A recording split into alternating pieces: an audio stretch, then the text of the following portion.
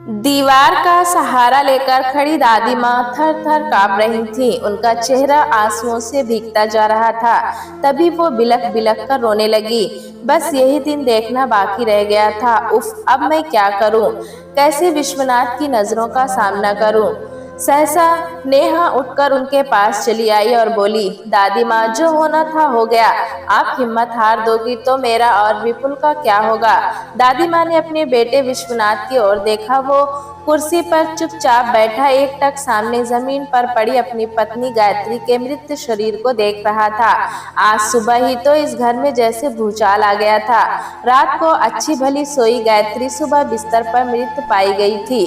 Doctor ने बताया कि दिल का दौरा पड़ा था, जिसमें उसकी मौत हो गई। ये सुनने के बाद तो पूरे परिवार पर जैसे बिजली सी गिर पड़ी। दादी माँ तो जैसे संज्ञा शून्य हो गई। इस उम्र में भी वो स्वस्थ हैं और उनकी बहू महज 40 साल की उम्र में इस दुनिया से नाता तोड़ गई। पीड़ा से उनका दिल टुकड़े टुकड़े हो रहा था। नेहा और विपुल को सीने से सटाए दादी माँ सोच रही थी कि काश विश्वनाथ भी उनकी गोद में सिर रखकर अपनी पीड़ा का भार कुछ कम कर लेता। आखिर वो उसकी माँ है। सुबह के 11 बज रहे थे। पूरा घर लोगों से खचाखच भरा था। वो साफ देख रही थी कि गायत्री को देखकर हर आने वाले की नजर उन्हीं के चेहरे पर अटक कर रह जाती और उन्हें लगता है जैसे सैकड़ों तीर एक साथ उनकी छाती में उतर गए हों। बेचारी अम्मा जीवन भर तो दुख ही भोगती आई हैं। अब बेटी जैसी बहू भी सामने से उठ गई। पड़ोस की विमला चाची ने कहा। विपुल की मामी दबे स्वर में बोली, ना जाने अम्मा कितनी उम्र लेकर आई हैं। इस उम्र में ऐसा स्वास्थ्य। एक हमारी दीदी थी, ऐसे अचानक चली जाएंगी कभी सपने में भी हमने नहीं सोचा था। इतने दुख झेल कर भी अब तक अम्मा जीवित कैसे हैं? यही आश्चर्य है, नेहा की छोटी मौसी निर्मला ने कहा। वो पास के ही मोहल्ले में रहती थी। बहन की मौत की खबर सुनकर भागी चली आई थी। दादी माँ आंखें बंद किए सब खामोशी से सुनती रही, पर पास बैठी नेहा ये सब कुछ सुनकर खिन्न हो उठी और अपनी मौसी को टोकते हुए बोली, आप लोग ये क्या कह रही हैं? क्या हक है आप लोगों को दादी माँ को बेचारी और अभागी कहने का? उन्हें इस समय जितनी पीड़ा है आप में से किसी को नहीं होगी। नेहा, अभी ऐसी बातें करने का समय नहीं है, चुप रहो। तभी विश्वनाथ का भारी स्वर कमरे में गूंज उठा। गायत्री के क्रियाक्रम के बाद रिश्तेदार चले गए तो सारा घर खाली हो गया। गायत्री थी तो पता ही नहीं चलता था कि कैसे घर के सारे काम सही समय पर हो जाते हैं। उसके असमय चले जाने के बाद एक खालीपन का एहसास हर कोई मन में महसूस कर रहा था। एक दिन सुबह नेहा चाय लेकर दादी माँ के कमरे में आई तो देखा वे सो रही हैं। दादी माँ, उठिए, आज आप इतनी देर तक सोती रही? नेहा ने उनके सिर पर हाथ रखते हुए पूछा। बस उठ ही रही थी बिटिया, और वो उठने का उपक्रम करने लगी, पर आपको तो तेज बुखार है, आप लेटी रहिए, मैं विपुल से दवा मंगाती हूँ, कहती हुई नेहा कमरे से बाहर चली गई। दादी माँ यानी सरस्वती देवी की आंखें रह रहकर भर उठती थी। बहू की मौत का सदमा उन्हें भीतर तक तोड़ गया था। गायत्री की वजह से ही तो उन्हें अपना बेटा, अपना परिवार वापस मिला था। जीवन भर अपनों से उपेक्षा की पीड़ा झेलने वाली सरस्वती देवी को आदर और प्रेम का स्नेहिल स्पर्श देने वाली उनकी बहू गायत्री ही तो थी। बिस्तर पर लेटी दादी माँ अतीत की धुंध भरी गलियों में अनायास भागती चली गई। अम्मा, मनहूस किसे कहते हैं? 4 साल के विश्वनाथ ने पूछा तो सरस्वती चौंक पड़ी थी। बुआ कहती हैं तुम मनहूस हो, मैं तुम्हारे पास रहूंगा तो मैं भी मर जाऊंगा। बेटे के मुंह से ये सब सुनकर सरस्वती जैसे संज्ञा शून्य ही हो गई और बेटे को सीने से लगाकर बोली, बुआ झूठ बोलती हैं विशु, तुम ही तो मेरा सब कुछ हो। तभी सरस्वती की ननद कमला तेजी से कमरे में आई और उसकी गोद से विश्वनाथ को छीनकर बोली, मैंने कोई झूठ नहीं बोला, तुम वास्तव में मनहूस हो। शादी के साल भर बाद ही मेरा जवान भाई चल बसा। अब ये इस खानदान का अकेला वारिस है। मैं इस पर तुम्हारी मनहूस छाया नहीं पड़ने दूंगी। पर दीदी, मैं जो नीरस और बेरंग जीवन जी रही हूँ उसकी पीड़ा खुद मैं ही समझ सकती हूँ। सरस्वती फूट फूट कर रो पड़ी थी। क्यों उस मनहूस से बहस कर रही है बेटी? आंगन से विशु की दादी बोली, विशु को लेकर बाहर आ जा, उसका दूध ठंडा हो रहा है। बुआ गोद में विशु को उठाए कमरे से बाहर चली गई। सरस्वती का मन पीड़ा से फटा जा रहा था कि जिस वेदना से मैं दो चार हुई उसे ये लोग क्या समझेंगे। पिता की मौत के 5 महीने बाद विश्वनाथ पैदा हुआ था।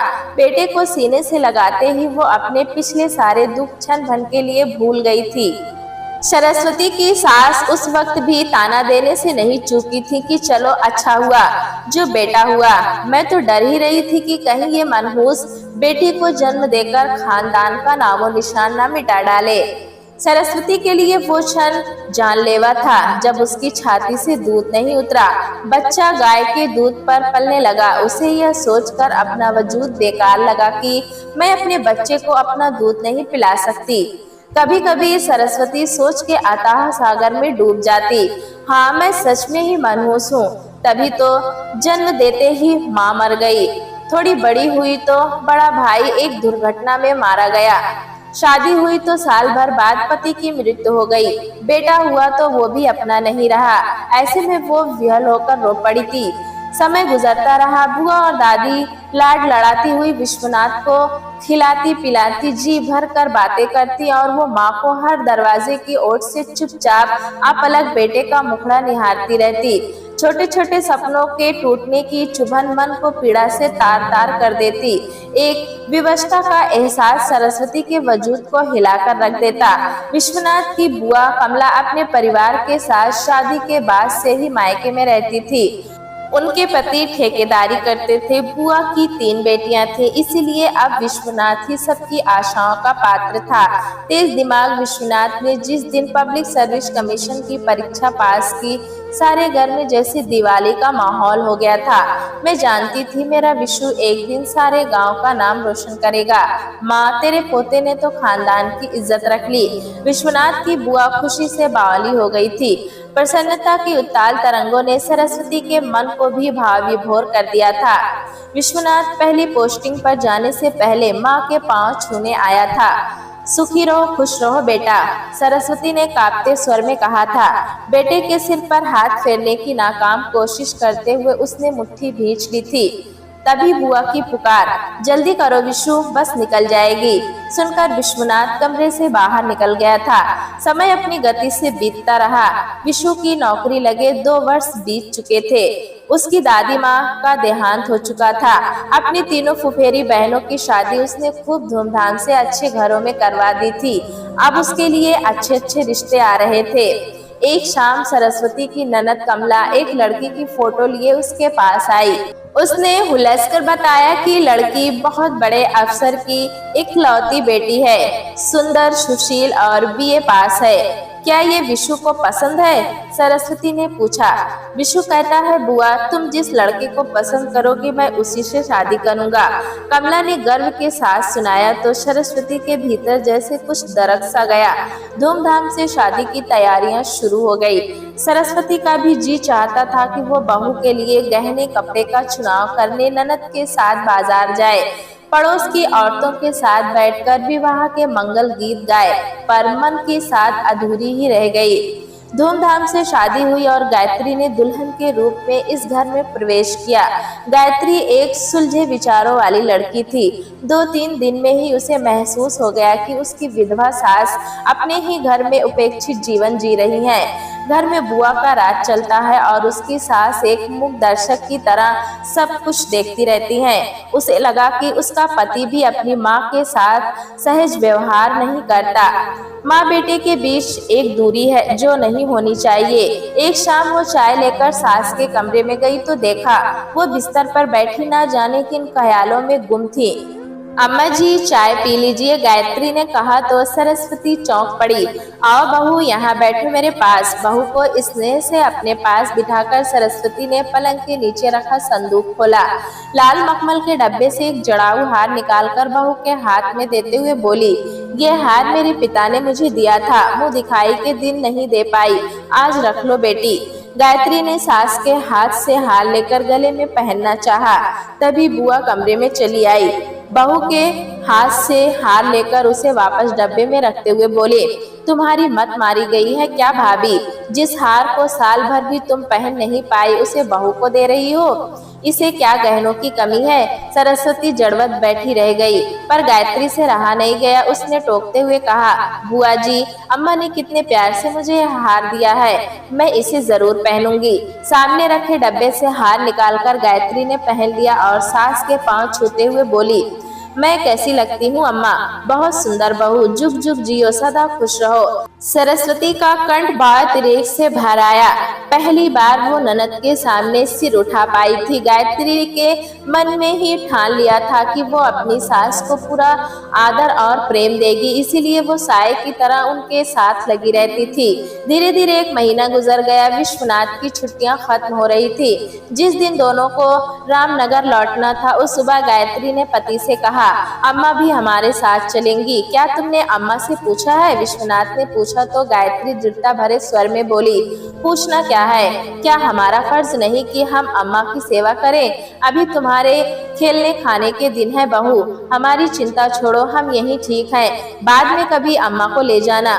बुआ ने टोका था, बुआ जी, मैंने अपनी माँ को नहीं देखा है, अम्मा की सेवा करूंगी तो मन का अच्छा लगेगा। आखिर गायत्री के आगे बुआ की एक न चली और सरस्वती बेटे बहू के साथ रामनगर आ गई थी।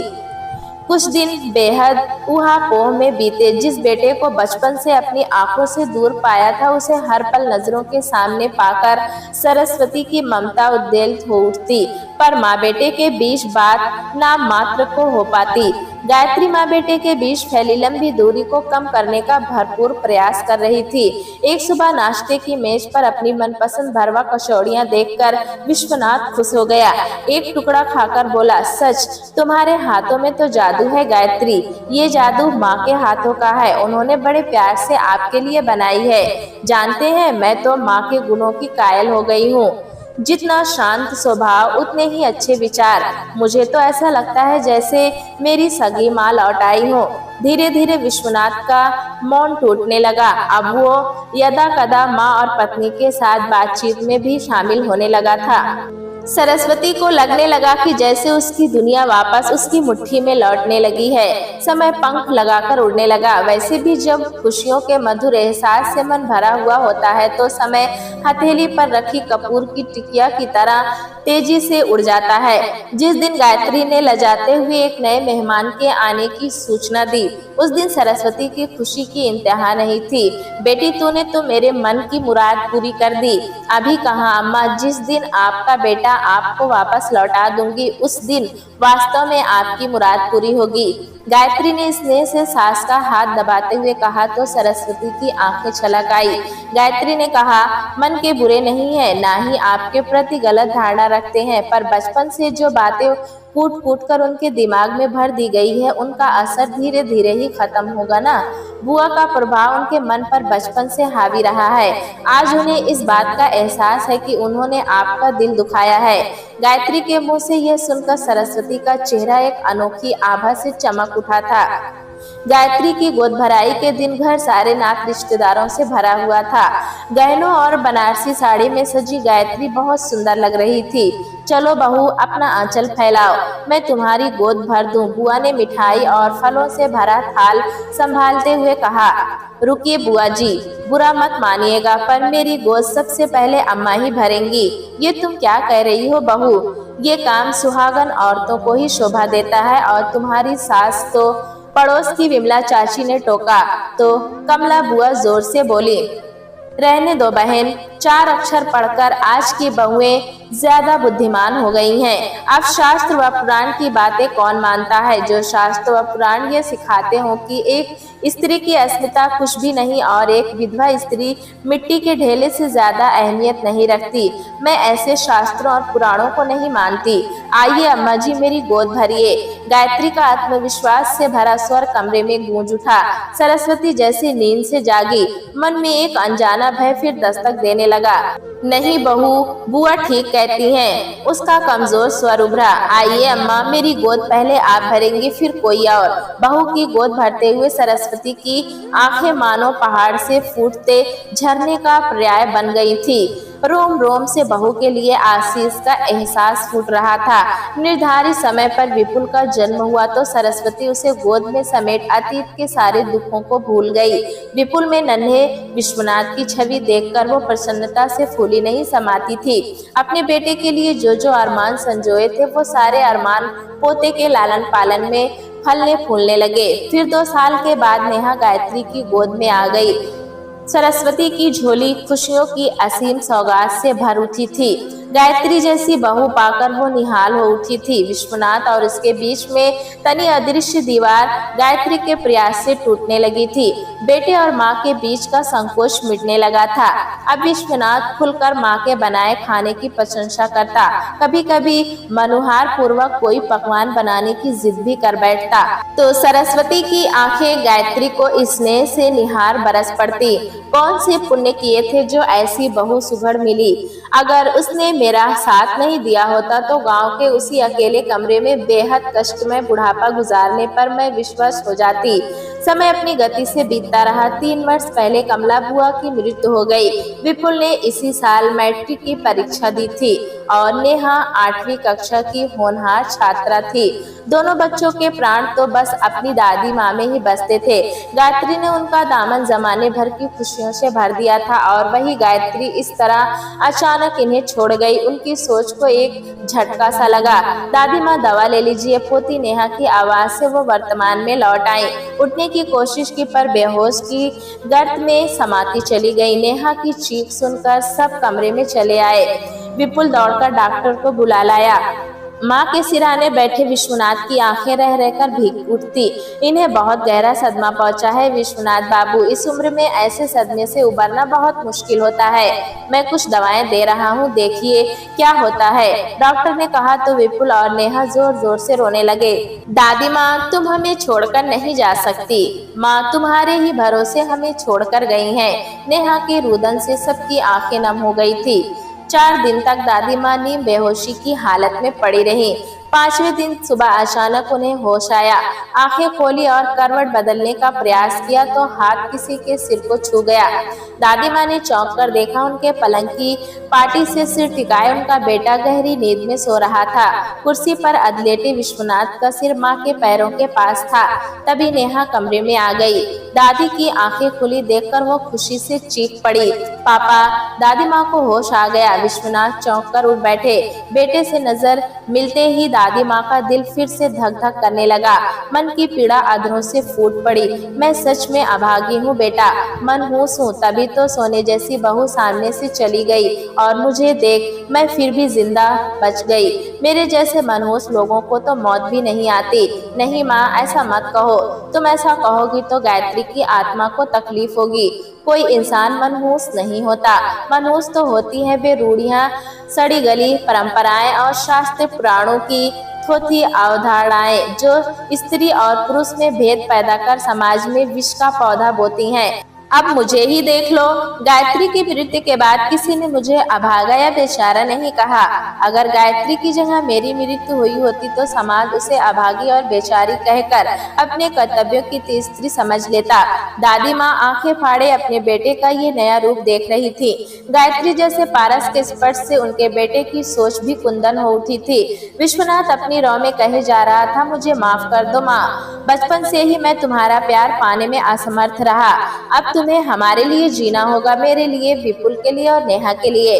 बेटा, आज मैं बहुत खुश हूँ। अगर मौत भी आ जाए तो कोई गम नहीं।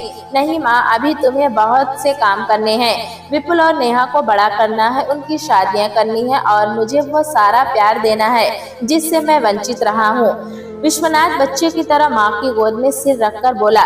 सरस्वती देवी के कानों में बहू के कहे शब्द गूंज उठे थे, माँ, जिस दिन आपका बेटा आपको वापस लौटा दूंगी उस दिन आपके मन की मुराद पूरी होगी। आपके प्रति उनका पछतावे से भरा ये एहसास जल्द ही असीम स्नेह और आदर में बदल जाएगा, देखिएगा। सरस्वती देवी ने स्नेह से बेटे को अपने अंक में समेट लिया। बहू द्वारा दिए गए उस अनमोल उपहार ने उनकी शेष जिंदगी को प्राणवान कर दिया था।